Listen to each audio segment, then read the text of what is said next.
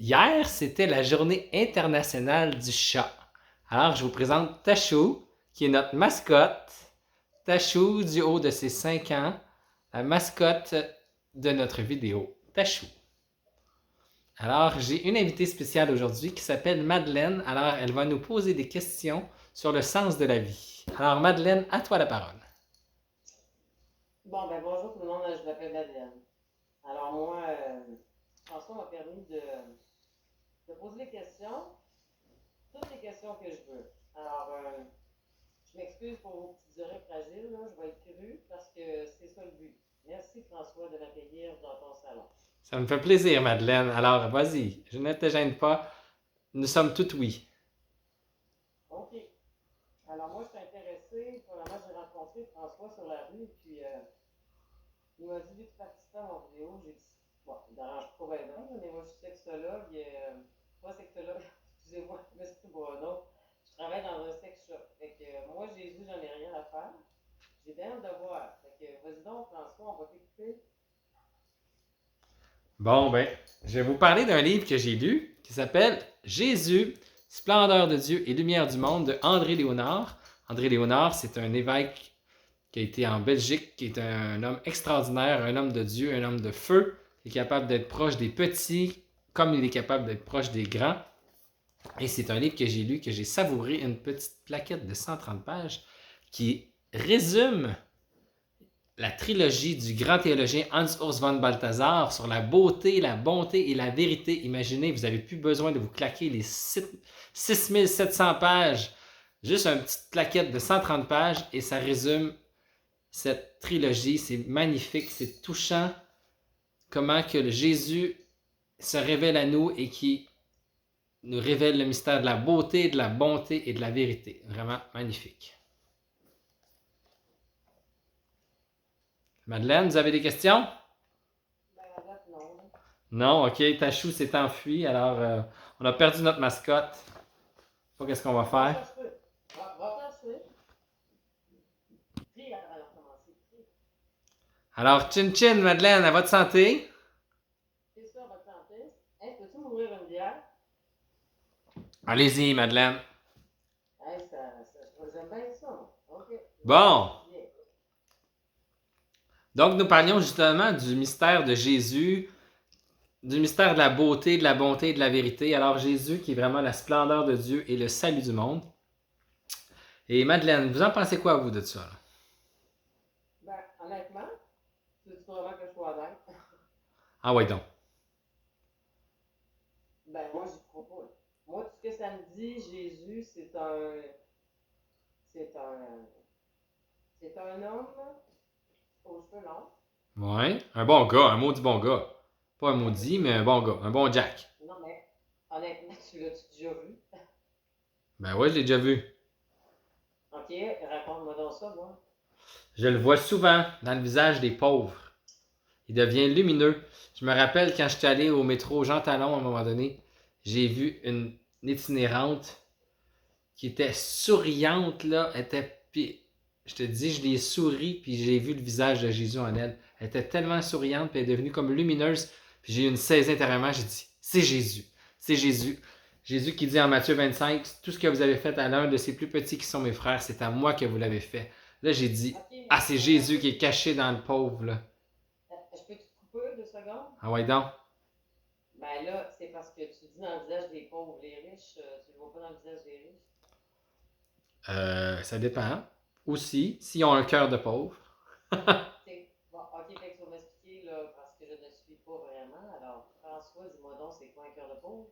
Un cœur de pauvre, c'est un cœur qui a besoin des autres. C'est pas un cœur qui dit moi je suis capable tout seul, j'ai pas besoin des autres. C'est un cœur qui a de la place. C'est pas un cœur qui est rempli de lui-même, c'est un cœur qui a de la place pour l'autre en lui. Je sais pas si tu comprends un peu. Tu sais, il y a des gens Ouais, qui sont autosuffisants, qui sont capables tout seuls, puis ils n'ont pas besoin des autres. Puis ouais. ben, on peut pas les aider, hein, ils n'ont pas besoin d'aide. Mais un cœur de pauvre, c'est quelqu'un qui sait qu'il a besoin d'aide. Fait que tu peux-tu avoir des riches qui ont un cœur de pauvre? Exactement, oui. Ouais. As-tu un exemple?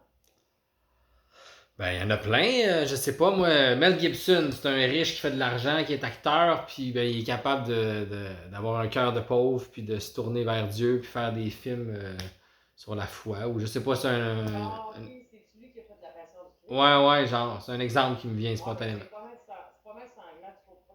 Moi, en tout cas, je sais pas, y a-tu exagéré un peu, tu penses? Ouais, peut-être, mais ça avait sûrement une symbolique pour lui. C'est que la symbolique dans ce film-là, c'est que le sang, pour la foi, pour les chrétiens, c'est ça qui nous sauve.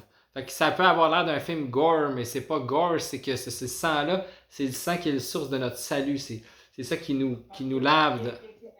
Est-ce que, selon toi, est-ce que Jésus a souffert à ce point-là? Ah ouais, sûrement peut-être plus que ça.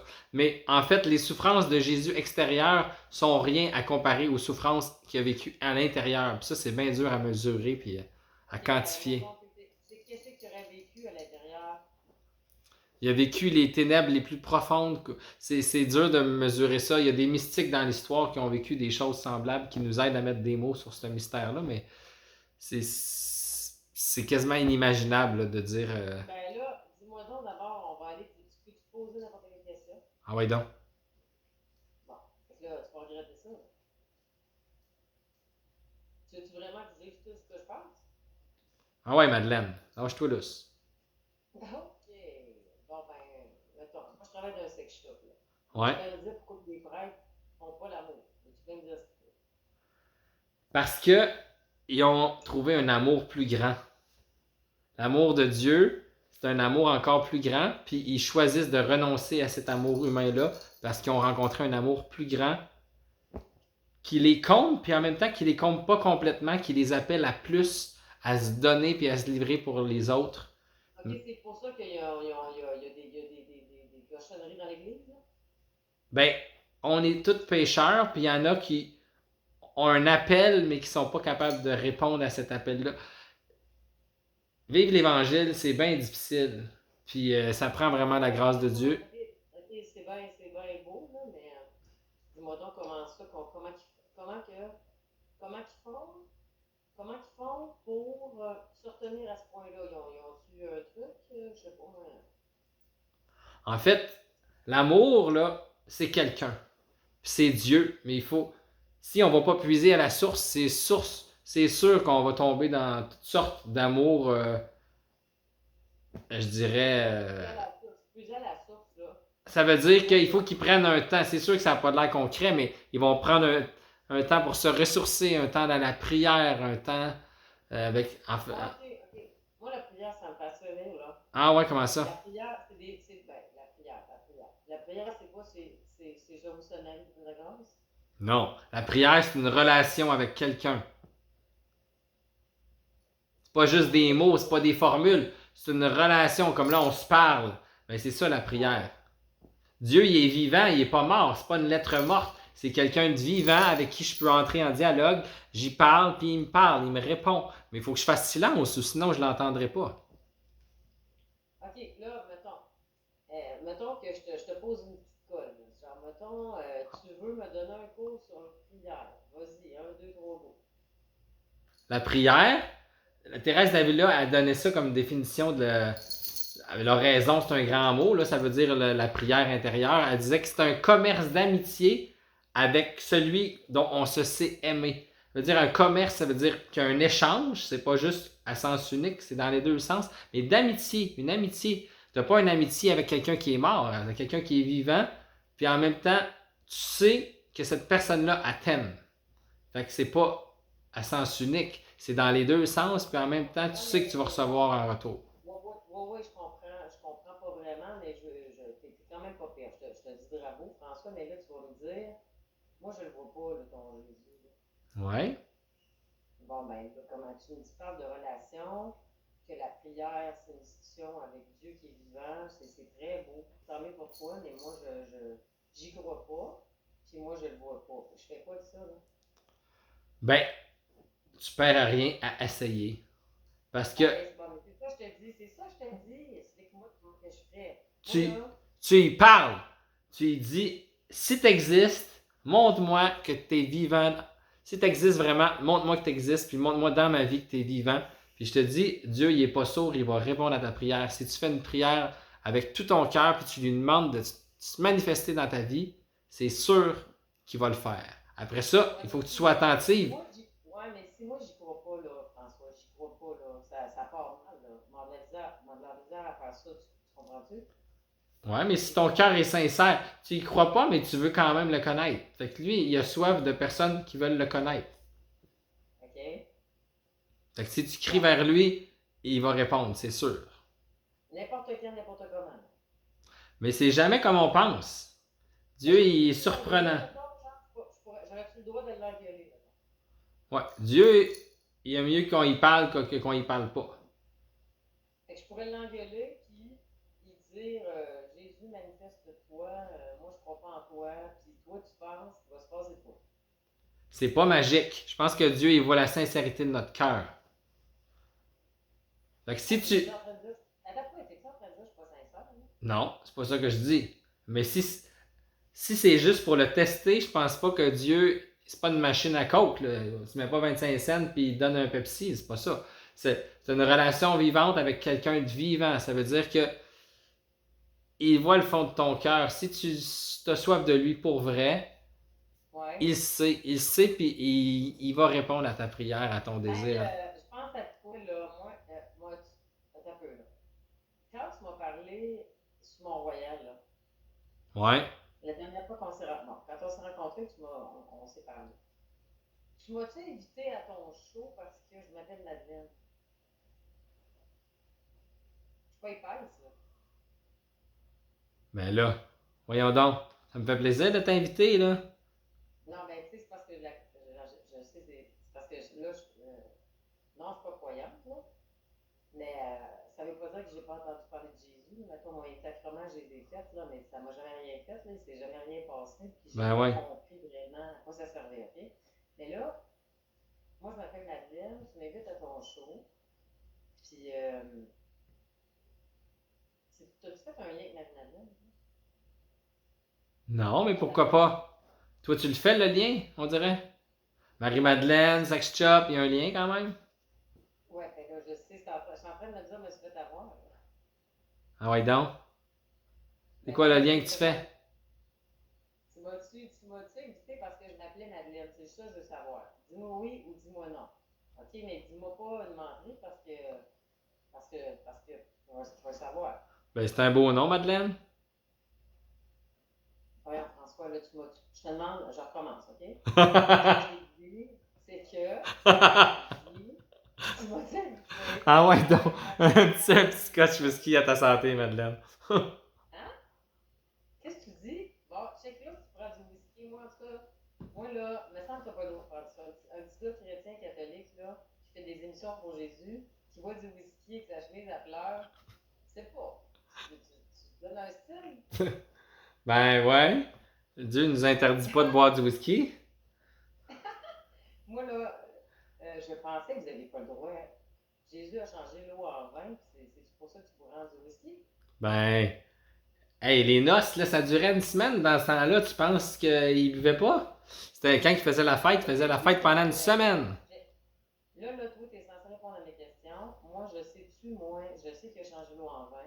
Ouais. Ça, c'est bien drôle. Mais là, en même temps, à savoir si c'est vrai, c'est une autre affaire. Si c'est une vraie histoire ou bien si c'est une affaire de l'Église. Ben ouais. Qu'est-ce que t'en Ben penses? oui ou non? Qu'est-ce que Oui t'en ou non? penses? Moi, je te pose une question. Je te demande pas de me demander que j'en pense. Ben ouais, je comprends donc. Hey, la vidéo, elle commence à être longue, par exemple, là.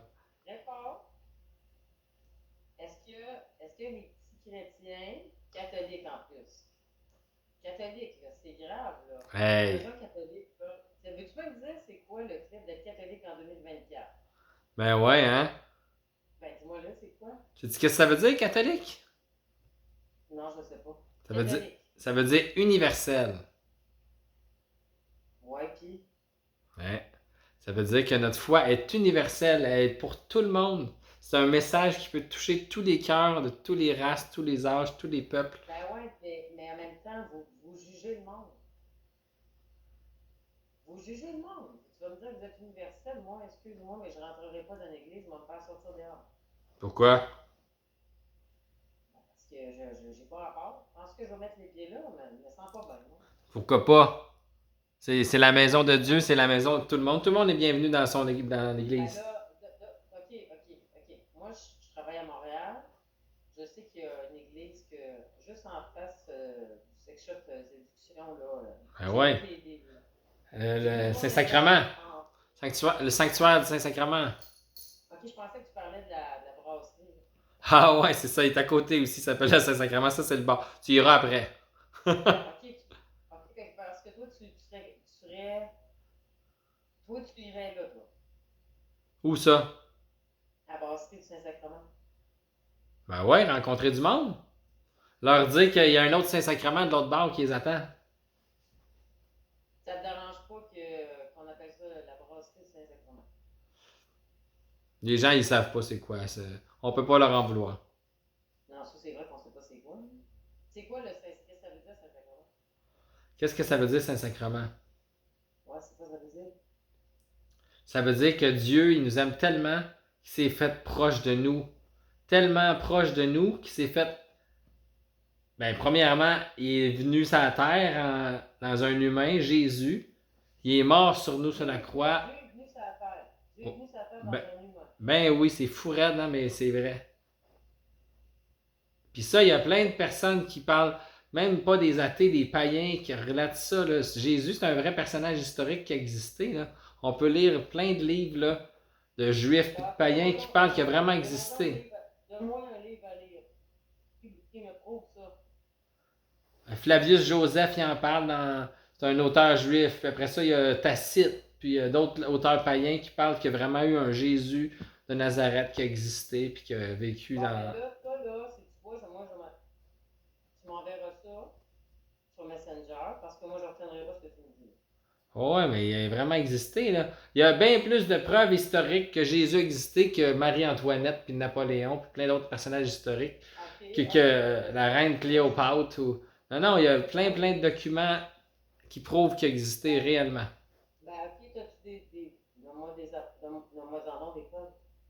Ben ouais, dans Suétone, Tacite, Flavius Joseph, c'est tous des auteurs de l'Antiquité qui parlent qu'il y a eu un certain Jésus qui a existé.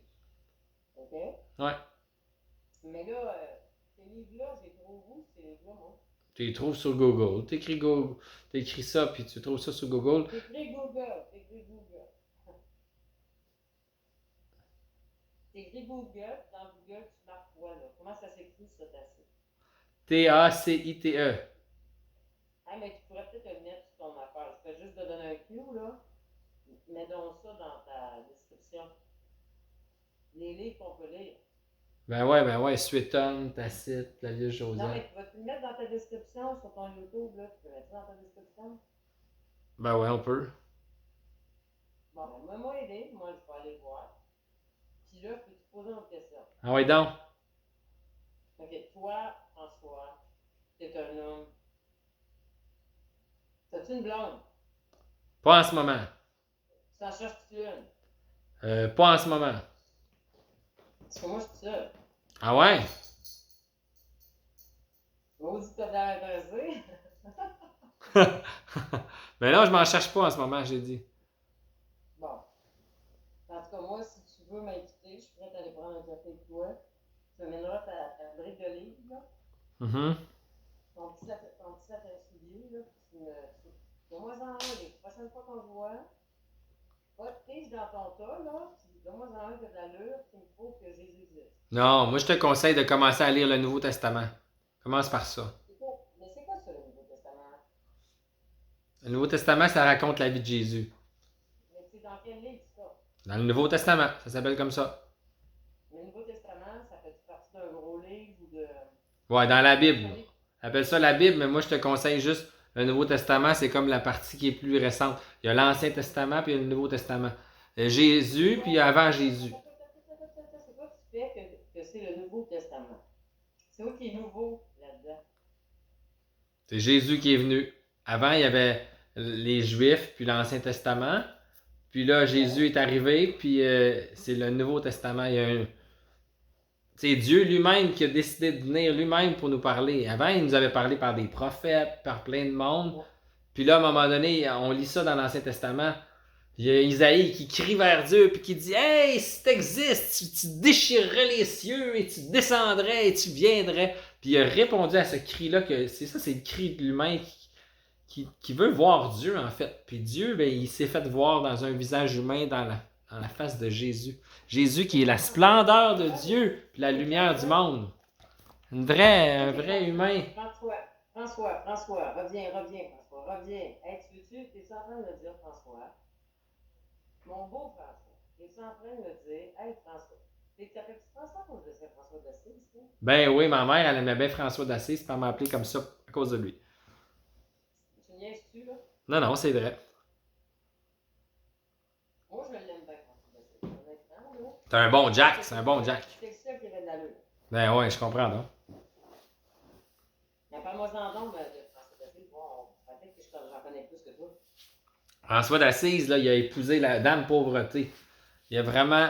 C'était un chevalier, là, qui avait du succès, puis il est allé à la guerre, puis là, il s'est blessé, puis là, pendant qu'il s'est blessé, il a fallu qu'il arrête la guerre, puis là, il a comme réfléchi sur le sens de la vie, puis là, il s'est rendu compte de toutes les games de pouvoir, puis tout ce qui se jouait, puis là, il a vraiment réalisé que le sens de la vie, c'était peut-être pas ce qu'il faisait de se battre, puis il a vraiment senti un appel à la pauvreté, il a rencontré Dieu, puis il s'est converti, puis il a vraiment changé de vie.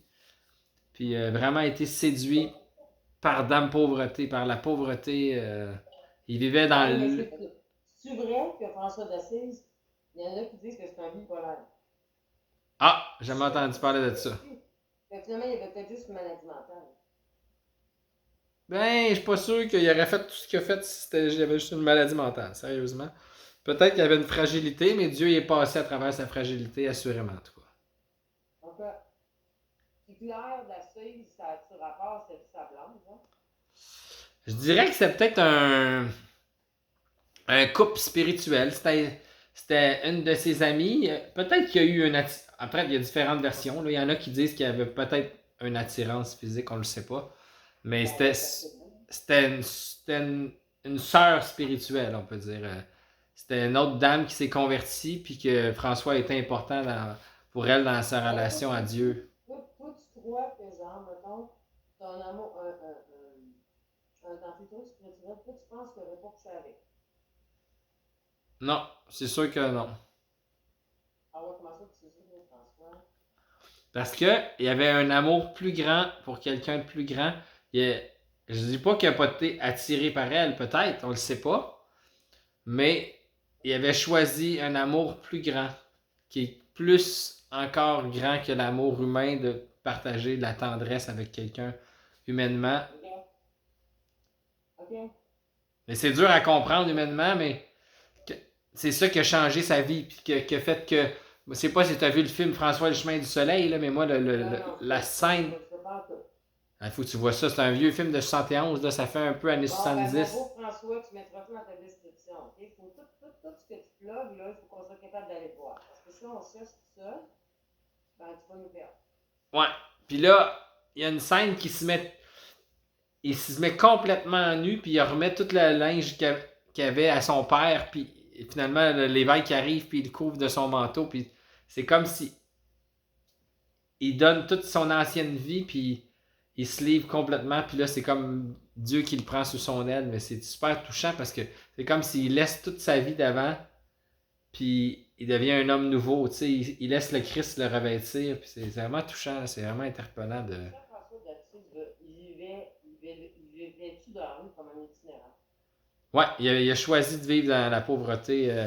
On appelle ça des ordres mendiants. C'est qu'à cette époque-là, il y avait beaucoup de gens qui étaient riches, puis dans l'église, il y avait beaucoup de richesses, puis tout ça. Sauf que là... Un peu comme maintenant, genre. Ouais, peut-être un peu. Puis là, ce qui est arrivé, c'est qu'il y avait d'autres ordres, à cause de la richesse de l'église, il y en a d'autres qui se sont mis à... C'est quoi un ordre? Genre une communauté, des personnes qui se rassemblent ensemble, puis qui ont le même intérêt, puis... Fait que là, il y a des personnes qui se sont mis à vivre pauvrement, puis à enseigner plein d'affaires, mais qui étaient radicales, mais qui étaient dans l'erreur. c'était pas tout à fait vrai ce qu'il disait. Fait que là, c'est là qu'est né dans l'Église les ordres mendiants. C'est qu'il y a eu les franciscains, les dominicains qui se sont mis aussi à vivre pauvrement, mais en même temps qui restaient fidèles à l'Église. Au lieu de juste critiquer l'Église, eux, ils restaient fidèles à l'enseignement de l'Église, mais qui vivaient une radicalité évangélique. Ça veut dire qu'ils se dépouillaient, puis ils vivaient pauvres avec les pauvres, puis ils annonçaient l'Évangile. Mais les Dominicains, en tout cas, moi je sais que je suis passée une couple de fois à Saint-Justine, là. Ma fille a des gros problèmes de santé, elle en a encore. Fait que j'ai passé devant, mais c'était pas comme tu me diras, tu veux le savoir plus que moi, mais il y avait comme sur Côte-Sainte-Catherine. Ouais. Sur Côte-Sainte-Catherine, ils sont-tu là, les Dominicains, là, à Montréal? Je sais pas son haut. Côte-Sainte-Catherine. Ça se peut, je le sais pas. Ok, parce qu'il y avait il y avait un genre d'église style arena, là, nouveau genre moderne, là, puis c'est marqué dominicain, ça abrite, là. OK. C'est un peu un petit peu avant Saint-Justine. OK. Je me demandais si il y avait encore, parce que j'ai déjà entendu ça quand j'étais jeune, les dominicains, c'est quoi les dominicains? C'est comme les franciscains, ça? Ouais, c'est un autre, ce qu'on appelle un ordre mendiant. Ça veut dire que à cette époque-là, ils vivaient comme pauvrement, puis et ils vivaient dans la rue, puis... Ouais. Mais ils sont pas dans la rue, les dominicains. Ils sont pas dans la rue comme Saint François d'Assise.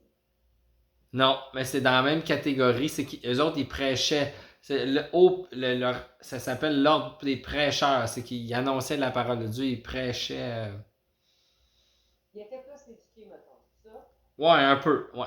Ils annonçaient la vérité de l'Évangile. Parce qu'il y avait, comme je t'ai dit tantôt, il y en avait d'autres qui se sont mis à vivre pauvrement, mais qui annonçaient toutes sortes d'affaires qui n'étaient pas ajustées à l'Évangile. Fait qu'eux, ils se sont. Pour être écoutés, parce qu'il y a beaucoup de gens qui les suivaient, parce qu'ils disaient, là, l'Église, les autres sont toutes riches, nous, on les écoute pas parce qu'ils donnent pas l'exemple. Fait que là, ces gens-là... Comme maintenant, finalement, ça se ressemble à notre époque, dans le fond. Puis ils se sont dit, si on reste riche puis on leur parle de l'Évangile, on va avoir aucune crédibilité parce que personne les écoute. Fait qu'ils se sont mis à vivre pauvrement comme ceux qui annonçaient toutes sortes d'affaires qui n'avaient pas rapport, mais ils se sont mis pauvrement comme eux, mais à dire la vraie annonce de l'Évangile, la vérité de l'Évangile. Puis là, les gens ils ont été séduits parce que là, ils vivaient ce qu'ils disaient. C'était pas juste un contre-témoignage, mais au moins ce qu'ils disaient, ils vivaient aussi. Ouais, parce que, tu sais, je vais te dire, moi, mettons, quand tu parles de, avec le beau terme contre-témoignage, là, je vais dire, franchement, moi, je suis rentré dans l'église pour un baptême, là. C'était ma belle-sœur qui baptisait son petit gars, Pascal, puis elle me dit, viens donc baptême. Puis moi, je dis, moi, je sais pas ce que je vais aller faire là, il ne dérange pas d'y aller, là, mais si il vient dehors, elle m'a dit, ben non, on va dehors. Je suis rentrée là, puis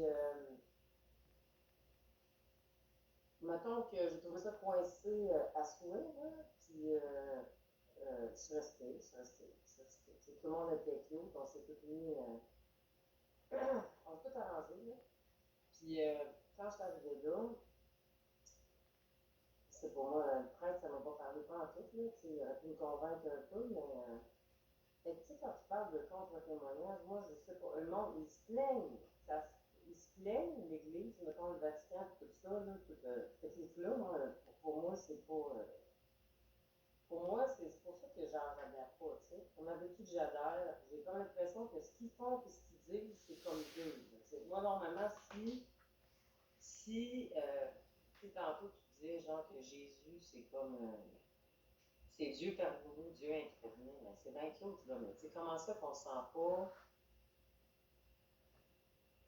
Mettons, moi, je m'appelle Madeleine, là. Tu parles de Marie-Madeleine. Lui, il accueille Marie-Madeleine. Okay? Tu sais, qui couche avec du monde, puis qui a une vie de prostituée. Toi, tu me dis que tu me parles de contre-témoignage. Moi, j'aurais envie juste de te dire comment ça que quand moi, j'étais allée au baptême de Pascal, je me suis sentie. Jugé. Ouais, puis dans le fond, c'était peut-être dans ma tête. C'est qu'on arrive chacun avec nos problèmes. Ben ouais. Je suis en train de dire que c'est juste les autres, sauf qu'en même temps,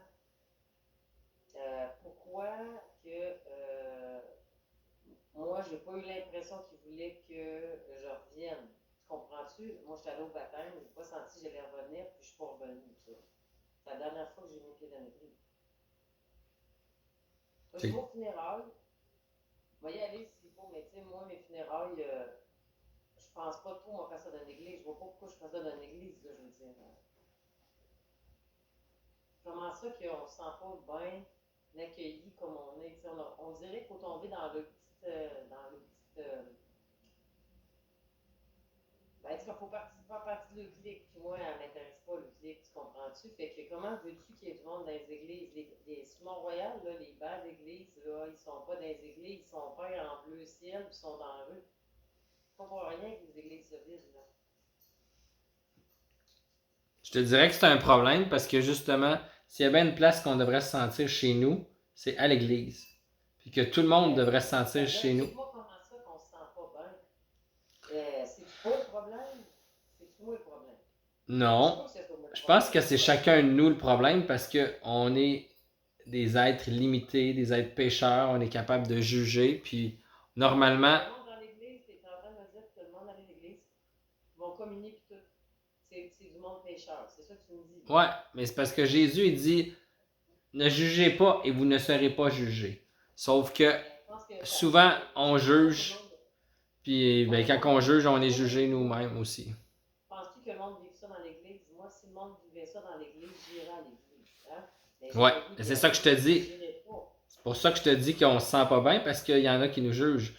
Mais je suis sûr que tu irais dans une église où tu te sentirais accueilli, puis tu aurais le goût d'y retourner. Puis ça, il y en a. Ben, t'es-tu allé au sanctuaire du Saint-Sacrement? Non, pas trop, non. Ben, tu iras, tu vas voir. Quand c'est la messe, là, ils descendent en bas puis ils donnent la paix de Jésus à tout le monde. Là, c'est vraiment touchant. Les moines, ils débarquent de leur ciel là, puis ils viennent jusqu'à nous. Puis c'est vraiment beau. Malgré la COVID, là, la COVID est passée, toi, tu penses qu'ils font encore ça, tu vas les donner à moi au monde? Ben, en tout cas, je ne sais pas, mais dans le temps, ils faisaient ça. Là, je fait longtemps que je suis pas allé. Mais la dernière fois que je suis allé, ils faisaient ça, puis ils ont toujours fait ça. Puis ça, moi, ça m'a toujours touché. Mettons, on dirait que là, genre, nomme-moi une église à Montréal, parce qu'il y en a en maudit des églises. Ben oui, il y en a beaucoup. Nomme-moi une église à Montréal où je vais rentrer, je vais me sentir accueilli. Es-tu capable de m'en nommer une? Une. L'oratoire Saint-Joseph, t'es-tu déjà allé à l'oratoire Saint-Joseph? Non, je suis allé là. Le sanctuaire Notre-Dame de Lourdes, t'es-tu déjà allé? Ben, je sais pas c'est où, faudrait que tu me dises les rues, là. Moi, un petit peu, là, je connais pas ça. Hey, Archambault, tu connais tout le monde, connaît le métro Berry, Cam? Il est fermé, l'Archambault, il est fermé, mon petit kid. Ouais, mais juste à côté de cette rue-là, tu continues vers la droite, là, tu as Berry, puis tu continues sur Sainte-Catherine, puis tout de suite à ta gauche, il y a une belle église, puis là, tu rentres là, puis je te dis que tu vas te sentir accueilli. Jésus, il est là, puis il t'attend. C'est quoi le nom de l'église? Notre-Dame de Lourdes. Si je tape ça sur Google, moi, tu vois à quelle heure je peux rentrer, à quelle heure je peux sortir. Ouais, écris Montréal, parce que sinon, tu vas tomber à Paris, là. Mais écris Notre-Dame de Lourdes, Montréal. OK, ça serait l'église que tu me dirais d'aller. Pas mal sûr, ouais. Puis là, qu'est-ce que je fais rendu là? Mettons, je rentre là, je fais quoi, là? Je veux pas qu'il me regarde bizarre, je fais quoi? Tu t'assois. Je m'assois. Tu vas t'asseoir dans un banc, puis tu dis, je suis là. Salut, moi voici. Faut que je dise ça fort? Non, tu dis ça dans ton cœur. Tu dis, garde, je m'en viens de voir. Puis tu y parles, il est vivant. Tu peux y parler comme à un ami, il est vivant. Je dis ça à Jésus, là, je dis ça à Jésus. Ouais, je suis là. Je suis là. Go. OK, puis là, après, qu'est-ce que je fais quand, mettons que là, j'écoute le prêtre, puis là, genre, il m'emmerde un peu, puis là, je reste assis pendant. C'est combien de temps une messe, là? Ça dépend. Des fois, c'est 30 minutes, des fois, c'est un peu plus. OK, ben là, moi, trouve-moi une messe de 30 minutes. Ah ouais, il y en a, là, je pense qu'il y en a, je sais pas combien de temps. C'est quand les messes de 30 minutes? La messe du dimanche, elle dure 30 minutes? Non, la semaine suivante, la semaine, là, à 17h. À 17h, ouais, il y en a qui vont tous les jours, imagine-toi donc. Il y a des messes la semaine. Ah ouais, je te dis. Ouais. OK, puis là, à quelle heure la messe la semaine? À 5h du soir, à 17h. Et là, il n'y a plus de batterie sur mon portable. Bon, ben, mesdames et messieurs, on se retrouve pour une prochaine fois avec Madeleine. Ça nous a fait plaisir. À votre santé!